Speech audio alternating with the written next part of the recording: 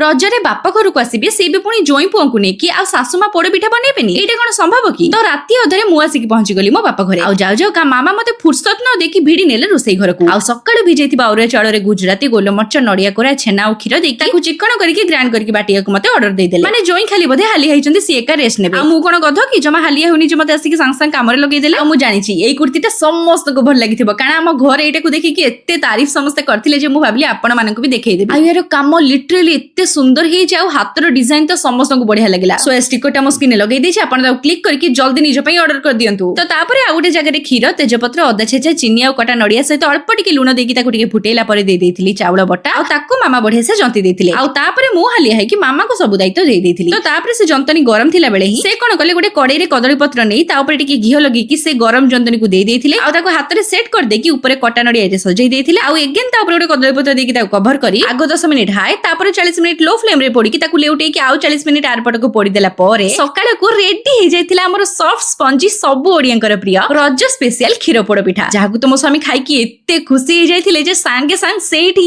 3-4 खाई कि केबले शेष कर देथिले।